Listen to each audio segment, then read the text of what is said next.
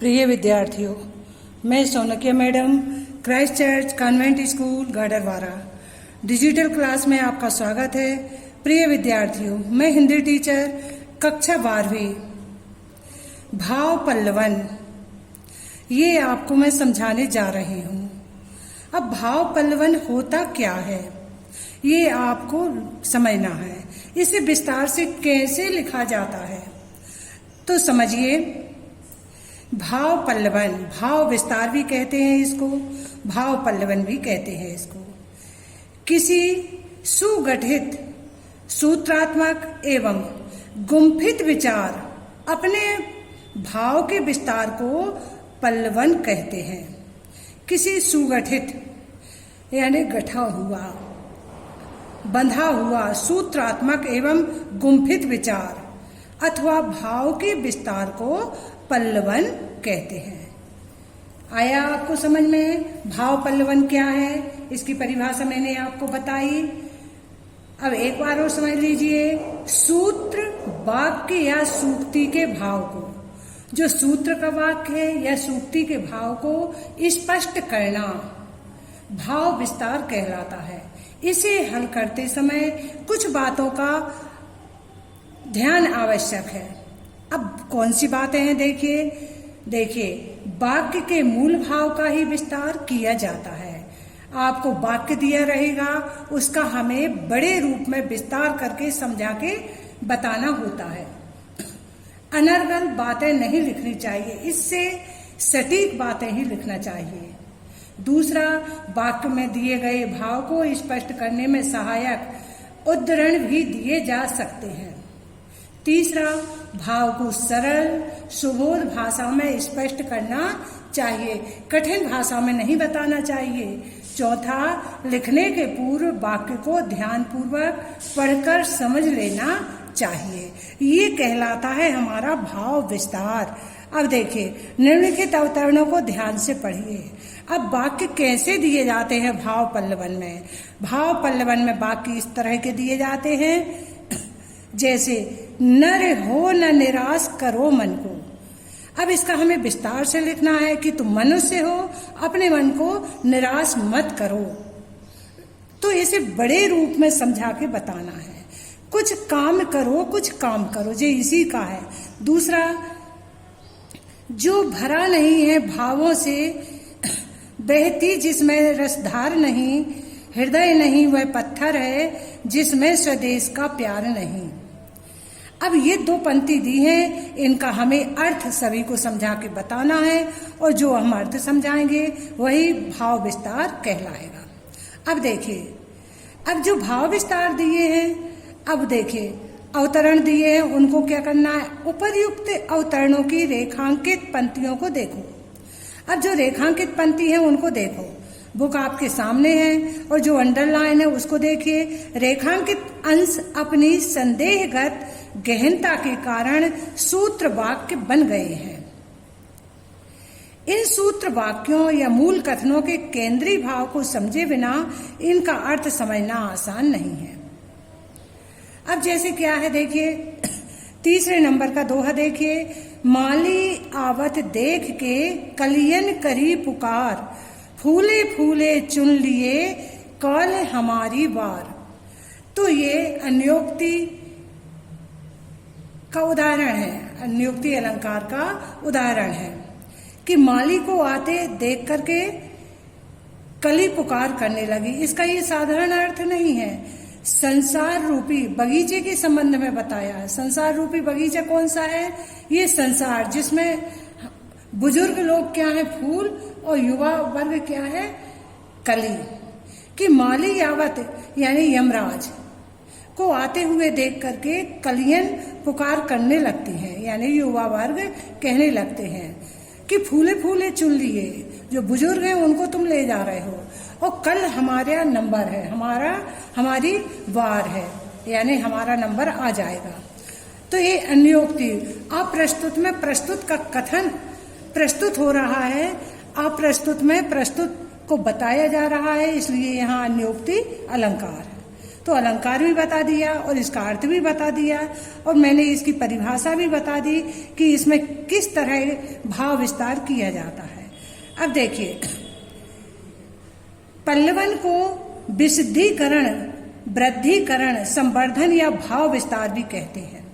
ये भाव पल्लवन है, इसको क्या कहते हैं, इसका पर्याय क्या है, विशुद्धीकरण, वृद्धिकरण, संवर्धन या भाव विस्तार भी कहते हैं। जिस प्रकार किसी वृक्ष में नए पत्ते आते हैं और धीरे धीरे खुलते जाते हैं, वृक्ष संपूर्ण सौंदर्य से आच्छादित हो जाता है, उसी प्रकार वक्ता के कथन को स्पष्ट रूप से व्यक्त करना पल्लवन कहलाता है। आया समझ में?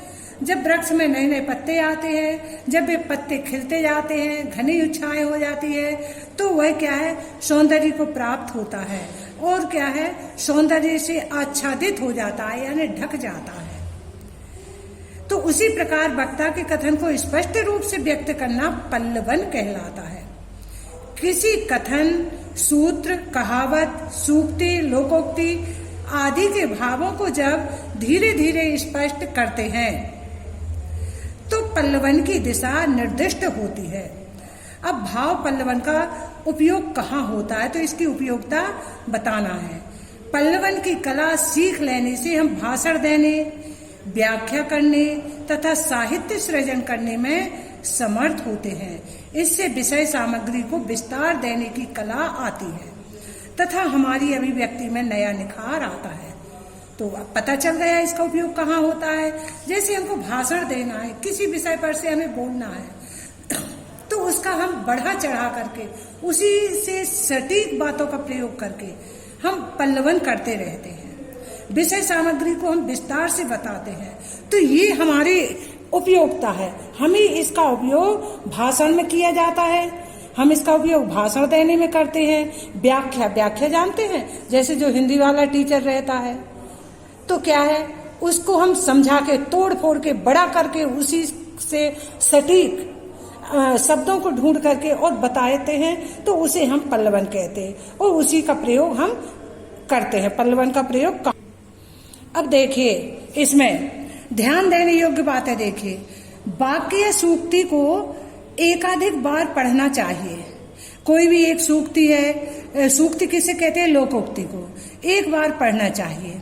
हमें उसका अर्थ समझ में आ जाता है, हम उसे बना के लिख सकते हैं। जैसे क्या है, हम आपको बता रहे, जाकी रही भावना जैसी प्रभु मूरत देखी तिन तैसी। तो इसको हम बड़े रूप में लिख सकते हैं कि जिसके, जब किसी को हम देखते हैं, जिसके मन में जो विचार होता है उसी रूप से वो सामने वाले को देखता है। तो इसको हम बढ़ा चढ़ा के लिख सकते हैं कि भगवान राम जब जनकपुरी में गए हुए थे तो उन्हें उनके भक्तजनों ने देखा तो उन्होंने ईश्वर माना। सीता जी ने देखा तो सीता जी ने कहा कि मेरे यही पति हों। उनकी सखियों ने देखा तो सखियों के भाव मन में और कुछ थे तो उनने बताया। अच्छा, उनके वीरों ने देखा तो किसी किसी वीर ने उनको अपने से ज्यादा बलवान समझा और किसी किसी ने शत्रु भी समझ लिया। तो जिसकी जैसी भावना रही प्रभु में, उसी प्रकार का रूप उन्होंने देखा। तो ऐसे हमें बढ़ाकर चढ़ा करके लिखना होता है। इसमें पल्लवन सदैव अन्य पुरुष शैली में करें। बर्तनी शुद्धि और विराम चिन्हों पर हमें ध्यान देना चाहिए पल्लवन करते समय। कथ्य और शिल्प दोनों में कसावट होना चाहिए। तो ये क्या है, ध्यान देने योग्य बातें होती हैं। अब देखिए और भी बातें बता रहे हैं, जैसे क्या है, अनवारी भाव पल्लवन देखिए। इसमें पूर्व के चलने के बटोही बाट को पहचान ले। बाट यानी राह, रास्ता। आई समझ में? अब और देख लीजिए, हो निहार बिरवान के होत चीकने पात। जो वृक्ष बढ़ने वाला होता है, फल देने वाला होता है, उसके पत्ते चीकने होते हैं। तो ये कहावत भी है, हो रिहान बिरवान के होत चीकने पात। तेते पांव पसारिए जेती लंबी सौर।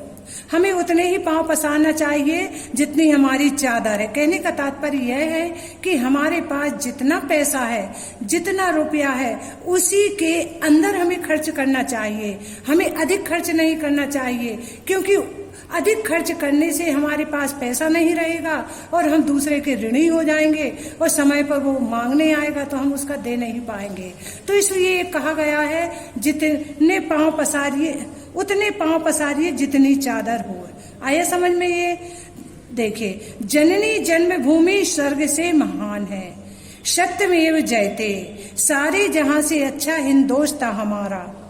नर हो न निराश करो मन को, जब आवे संतोष धन सब धन धूरी समान। पराधीन सपनेहु सुख नाही, पर उपदेश कुशल बहु तेरे। तो ये क्या है? अनवारी मैंने आपको बताए कि ये आपको ऐसे आ सकते हैं। ये आपके हिंदी की बुक में पेज नंबर 151 पर दिए हुए हैं, आप इनको निकाल करके समझ लेना। तो आपको आ गया भाव विस्तार या भाव पल्लवन किसे कहते हैं। मैंने आपको इसकी परिभाषा बता दी। सूत्र वाक्य या सूक्ति के भाव को, सूत्र वाक्य या सूक्ति के भाव को स्पष्ट करना ही भाव विस्तार कहलाता है। इसे हल करते समय हमें कुछ बातों को ध्यान में रखना चाहिए। हमने ये भी बता दिया है।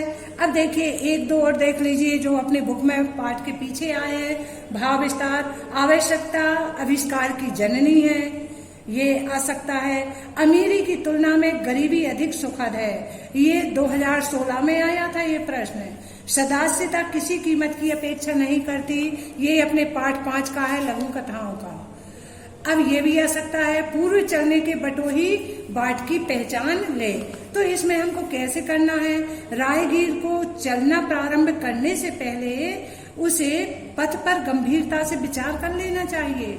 बिना विचार किए चलने पर गलती हो सकती है। जाने का लक्ष्य, मार्ग में आने वाली बाधाओं और उन बाधाओं को दूर करने के उपाय आदि पर विचार करके ही राहगीर को आगे बढ़ना चाहिए। विद्या से विनम्रता आती है, ये 2012 में आया था, ये भी आपको करना है। हे अमर हिमालय पृथ्वी पर, तो हिमालय वाले पाठ में है ये वाला। स्वतंत्रता हमारा जन्म सिद्ध अधिकार है, ये 13 में आया था। पर उपदेश कुशल बहु तेरे, किसी की सार्थकता तभी सिद्ध मानी जाती है जब उसे स्वयं चरितार्थ करके दिखाया जाए। आया समझ में बेटा आपको? तो ये हमें करना है। दूर के ढोल सुहावने होते हैं, ये बहुत अनिवार्य है, 2018 में आया था। एक तो हम ये साधारण उदाहरण के उससे भी बता देते हैं, जब दूर बाजे बजते हैं तो हमारे कानों में मिसरी बोलते हैं, हमें बहुत अच्छा लगता है दूर के ढोल। लेकिन वही ढोल जब हमारे नजदीक बजते हैं, पास में बजते हैं, तो हमें कुछ भी सुनाई नहीं देता और 1-2 मिनट बाद ही वो हमारे कान फोड़ देते हैं, हमको अच्छा नहीं लगता, सुनाई नहीं देता, इसलिए हमें सुहावने नहीं लगते। इसलिए कहा गया है दूर के ढोल सुहावने होते हैं। तो बेटा मैंने आपको आज भाव विस्तार समझा दिया है, आपको ये जल्दी से समझ में आ गया होगा। भाव विस्तार का प्रयोग कहाँ किया जाता है, मैंने ये भी आपको बता दिया है कि भाव विस्तार का प्रयोग कहाँ किया जाता है, इसकी उपयोगिता बता दी है ना मैंने। तो आपको अब ये समझ में आ गया। अब आपको कुछ कठिनाई हो तो इसमें से देख लेना। धन्यवाद।